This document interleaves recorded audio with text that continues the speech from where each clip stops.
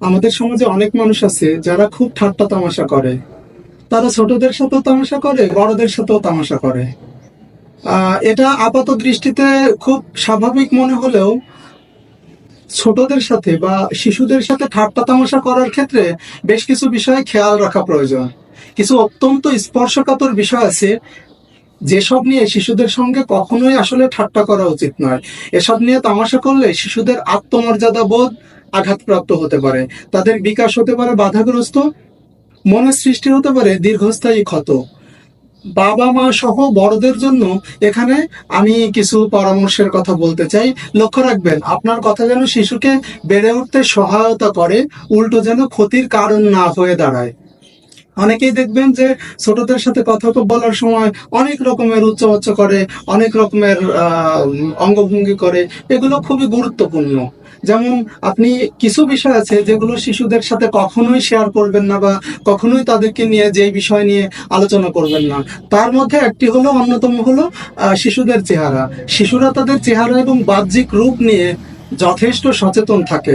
আপনি মনে করতে পারেন ছোট মানুষ, সে কি আর এত বুঝবে? না, অবশ্যই বুঝবে। তারা তাদের বাহ্যিক রূপ বা চেহারা নিয়ে যথেষ্ট সচেতন থাকে। ফলে শিশুদের চেহারা, গায়ের রং, ওজন, উচ্চতা ইত্যাদি দিয়ে খোঁটা দিলে তাদের হীনমন্যতা সৃষ্টি হয়। যেসব শিশুর ওজন নিয়ে যেসব শিশুরা ওজন নিয়ে কটু কথা শুনে, তাদের মধ্যে ইটিং ডিসঅর্ডার দেখা যায়। ঠিক এভাবেই মোটা হওয়ার কারণে প্রতিনিয়ত বুলিং এর শিকার হতে হতে ইটিং ডিসঅর্ডারে ভুগে কয়েক বছর আগে দেশের নাম করা স্কুলের এক ছাত্রের মৃত্যুর ঘটনাও ঘটেছে। আপনারা পত্রপত্রিকায় খোঁজ নিলে এটা জানতে পারবেন। তাই বাহ্যিক গঠন নিয়ে বা বাহ্যিক গড়ন নিয়ে কখনোই কোনো শিশুকে বাজে কথা বলবেন না। তারপরে মনে করেন সামাজিক দক্ষতা। সব শিশুরা তো একরকম হবে না। কেউ কোনো কোনো বিষয়ে এক্সপার্ট হবে, কেউ কোনো কোনো বিষয়ে দুর্বল হবে। হতে পারে একজন শিশু লাজুক কিংবা অন্তর্মুখী, হয়তোবা তার সহজে কারো সঙ্গে বন্ধুত্ব হয় না। কিন্তু এসব নিয়ে যদি তাকে খেপানো হয়, তাহলে তার মধ্যে সোশ্যাল অ্যাংজাইটি তৈরি হতে পারে। আমেরিকান সাইকিয়াট্রিস্ট অ্যাসোসিয়েশনের এক গবেষণায় দেখা গেছে, সামাজিক দক্ষতা নিয়ে যেসব শিশু কটু কথা শোনে, পরবর্তী সময়ে তাদের মধ্যে সোশ্যাল অ্যাংজাইটি দেখা যায়। সুতরাং এই যে যে সামাজিক দক্ষতা, এগুলো নিয়ে আপনি কোনো শিশুকে কটু কথা বলবেন না বা খোঁটা দিবেন না। তারপর মনে করুন সবচেয়ে গুরুত্বপূর্ণ যে ব্যাপারটা, সেটা হলো পরীক্ষায় ফলাফল। পরীক্ষার ফলাফল হলে কি হয়, অনেক রকমের কথা শোনা যায়। কেউ ভালো ফলাফল করলে তাকে যেমন বাহবা দেওয়া হয়, খারাপ ফলাফল করলে অনেক সময় অনেক রকমের কথা বলা হয়। এটা বলা ঠিক না। সব শিশুর পরীক্ষায় চমৎকার ফলাফল হবে না, এটি খুবই স্বাভাবিক ব্যাপার। আমাদের হাতের 5 আঙ্গুল যেমন সমান না, তেমনি সব শিশুর মেধা বা দক্ষতাও সমান নয়। পরীক্ষার ফলাফল নিয়ে শিশুদের সারাক্ষণ কথা শোনালে, অন্যের সঙ্গে বারবার তুলনা করলে তার মধ্যে প্রচন্ড মানসিক চাপ এবং অবসাদ সৃষ্টি হয়। পড়াশোনায় অতিরিক্ত চাপের কারণে তার মধ্যে ডিপ্রেশন বা বিষণ্ণতা বা অ্যাংজাইটি বা দুশ্চিন্তাগ্রস্ততা দেখা দিতে পারে। আপনি এখন যত একটা বাচ্চাকে বলবেন, এই তোর পরীক্ষা রেজাল্ট ভালো হলো না কেন, অমুকের রেজাল্ট ভালো হয়েছে, এইগুলো বললে শিশুর মেধার বিকাশ অবনতি হয়। এ প্রসঙ্গে আপনি নিউটনের কথা আপনি স্মরণ করতে পারেন, তারপরে টমাস আলভা এডিসনের কথা স্মরণ করতে পারেন, যারা প্রাথমিক জীবনে খুবই খারাপ স্টুডেন্ট ছিলেন। পরীক্ষায় স্কুল থেকে তাদেরকে পর্যন্ত বের করে দিছে, কিন্তু তাদের বাবা মা, পরিবারের লোকজন তাদেরকে উৎসাহ দিছে। ফলে তারা অনেক ভালো পজিশনে চলে গেছে।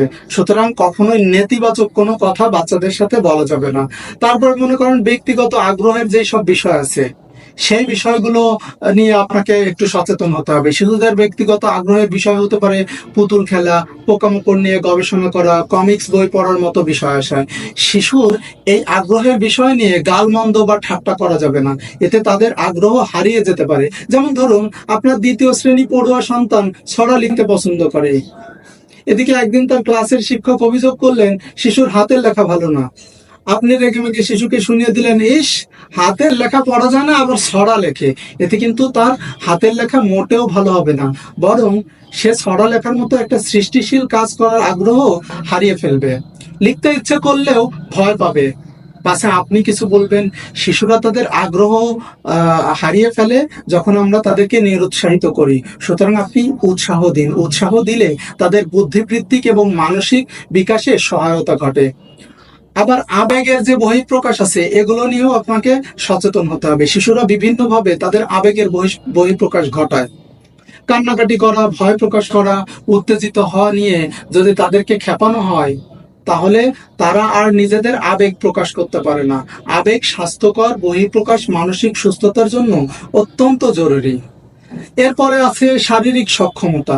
কোনো শিশু হয়তো খেলাধুলায়, দৌড়ঝাঁপে ইত্যাদিতে খুব একটা ভালো পারে না, দুর্বলতা থাকতেই পারে, অল্পতেই হাঁপিয়ে ওঠে। কিন্তু এটা নিয়ে যদি সে হাস্য কৌতুকের শিকার হয়, তাহলে তার আত্মবিশ্বাস এবং আত্মমর্যাদা আরো কমতে থাকে। সে ভবিষ্যতে কোনো রকম শারীরিক পরিশ্রমের কাজ আর করতে সাহস পাবে না। তার কেবলই মনে হবে যে না, আমি এটা পারবো না। এ প্রসঙ্গে আমরা সেই হাতির বাচ্চার ঘটনাটা বলতে পারি। একবার এক লোক পাহাড়ি রাস্তা দিয়ে যাচ্ছে, যেতে যেতে দেখে এক লোক তার বিশাল একটা হাতিকে চিকন ঘুড়ি ওড়ানোর সুতা দিয়ে বেঁধে রাখছে। তখন সেই লোকটা বললো, আপনি কি পাগল নাকি? এইরকম মস্ত বড় একটা হাতিকে এরকম একটা চিকন সুতা দিয়ে বেঁধে রাখছেন, ও তো টান দিলেই ছিঁড়ে যাবে। তখন লোকটা বললো, ভাই পাগল আমি না, এর পিছনে যুক্তি আছে। এই এই সুতা দিয়ে আমি ওকে একদম বাচ্চা বয়সে বেঁধে রাখতাম। যখন সে বাচ্চা ছিল তখন ওই সুতাটা ছেঁড়া তার পক্ষে, বা ওই রশিটা ছেঁড়া তার পক্ষে ছিল কঠিন। অনেক চেষ্টা করছে, ছিঁড়তে পারে নাই। ফলে তার আত্মবিশ্বাস একেবারে তলানিতে চলে আসছে। এই কারণে সে বড় হওয়ার পরও তার কাছে মনে হয়েছে যে না, আমি অনেক চেষ্টা করছি, এইটা আমি যেহেতু ছিঁড়তে পারি নাই, সুতরাং এখনো এই রশি ছিঁড়তে পারবো না। অথচ তার শারীরিক সক্ষমতা কিন্তু বাড়ছে। ঠিক শিশুদের ক্ষেত্রেও, মানব শিশুর ক্ষেত্রেও এই ব্যাপারটা হয়। আপনি যখন তাকে নিরুৎসাহিত করবেন, হাস্য কৌতুকের শিকার হবে, তখন সে শারীরিক পরিশ্রম করতেও সাহস পাবে না, মানে ভয় পাবে যে না, এটা আমার হবে না। পজিটিভ রিইনফোর্সমেন্ট হলো এমন একটা শক্তি যা শিশুদেরকে নানাভাবে উৎসাহিত করে, যা শিশুর স্বাস্থ্য ভালো রাখতে সহায়তা করে। মনোবিজ্ঞানের ভাষায় পজিটিভ রিইনফোর্সমেন্ট হলো কোনো ইতিবাচক কর্মকাণ্ডের জন্য কাউকে পুরস্কৃত করা, যাতে ভবিষ্যতে সে কাজটি আবার করে। আপনার শিশুটা যদি কোনো একটা কিছু ভালো করে, তাকে আপনি ছোট্ট কিছু হলেও পুরস্কার দিন, তাতে সে উৎসাহ পাবে। শিশুরা অনুকরণ প্রিয় হয়, তারপরে তাদেরকে যখন আপনি প্রশংসা করবেন, তারা কিন্তু আরো আগ্রহী হবে ওই ব্যাপারটা নিয়ে। যেমন আপনি শিশুকে বললেন, আজ যদি সে আধা ঘন্টা দৌড়ঝাঁপ করে, তাহলে বাড়িতে তার প্রিয় কোনো একটা খাবার রান্না করা হবে। এরকম যে কোনো ভালো কাজের জন্য পুরস্কার দেওয়া পজিটিভ রিইনফোর্সমেন্টের একটা উদাহরণ বলা যেতে পারে। এরপরে ধরেন ব্যক্তিগত যে ভয়গুলো আছে, শিশুদের ব্যক্তিগত ভয়গুলো নিয়েও আপনাকে সচেতন হতে হবে। যেমন আমাদের সবাই কোনো না কোনো ভয় আছে। শিশুরা আরো বেশি ভয় পায়, অন্ধকার ভয় পায়, পোকামাকড় ভয় পায়, কাল্পনিক ভূত প্রেত, দৈত্য দানব ইত্যাদি অনেক কিছু নিয়ে তারা ভয় পায়। এগুলো কিন্তু আমরাই তৈরি করি। আমরা তাদেরকে, তারা যখন ঘুমোতে চায় না, তারা যখন খেতে চায় না, তখন আমরা দৈত্য দানব, ভূত প্রেত নানা বিষয় নিয়ে তাদেরকে ভয় দেখাই। কিন্তু এসব ভয় নিয়ে তাদের সামনে হাসাহাসি করা যাবে না। তারা ভয় পায়, এবং এটা নিয়ে যদি আমরা হাসাহাসি করি যে তুই এইটা সামান্য জিনিস নিয়ে ভয় পাইছিস, তাহলে চরম ক্ষতি হবে। Journal of anxiety and disorders এর মতে, শিশুদের ভয়গুলো ছোট করে দেখালে কিংবা সেসব নিয়ে ব্যঙ্গ করলে তাদের মধ্যে ক্রনিক অ্যাংজাইটি দেখা দিতে পারে। এটা ভবিষ্যতে শিশু যখন বড় হবে, তখন তার জন্য ক্ষতির কারণ হতে পারে। আবার ধরুন, শিশুর যে শেখার সমস্যা, কোনো কোনো শিশু ডিসলেক্সিয়া, এডিএইচডি ইত্যাদি সমস্যার কারণে পড়ালেখা শেখার ক্ষেত্রে একটু পিছিয়ে থাকে। মানে আপনি দেখবেন যে ক্লাসে অন্য শিশুদের চেয়ে একটা শিশু নানা কারণে পিছিয়ে পড়ছে। সে হয়তো হাতের লেখা লিখতে দেরি করতেছে, কোনো একটা ছড়া মুখস্থ করতে দেরি করতেছে, যে কোনো কিছুই শিখতে অন্য শিশুর চেয়ে তুলনামূলকভাবে তার দেরি হচ্ছে। তো এসব নিয়ে তাকে অপমান করা হলে তাদের পড়াশোনায় আরো বেশি ক্ষতি হবে। বিষয়টি তাদের আত্মমর্যাদার জন্য অত্যন্ত ক্ষতিকর। এসব ক্ষেত্রে ধৈর্যহারা না হয়ে শিশুকে অবশ্যই একজন অভিজ্ঞ চিকিৎসকের কাছে নিয়ে যেতে হবে, এবং চিকিৎসকের পরামর্শ অনুযায়ী শিশুকে তার উপযোগী পড়াশোনা, খেলাধুলা এবং অন্যান্য কাজের সুযোগ দিতে হবে। মূলত আমরা যখন একটা শিশুর সাথে কথা বলবো, শিশুর নানা বিষয় নিয়ে কথা বলবো, তখন আমাদেরকে আরো অনেক বেশি সচেতন হতে হবে।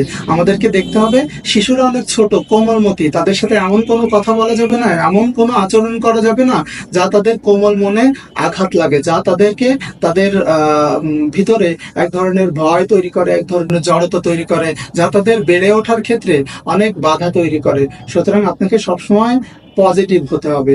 সবসময় শিশুদের ব্যাপারে আরো বেশি সচেতন হতে হবে। আপনি যদি সচেতন হতে পারেন, আপনি যদি কেউ উৎসাহ দিতে পারেন, তাহলে দেখবেন আপনার শিশু খুব ভালোভাবে বেড়ে উঠবে।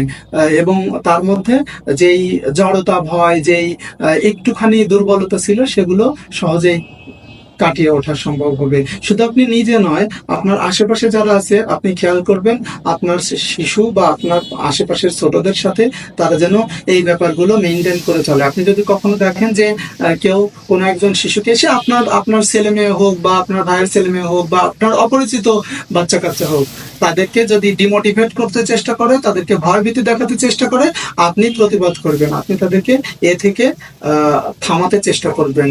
যদি আপনি থামাতে পারেন, তাহলে ওই শিশুর বিকাশ ঘটবে এবং সে তার ভবিষ্যৎ আরো উজ্জ্বল হবে।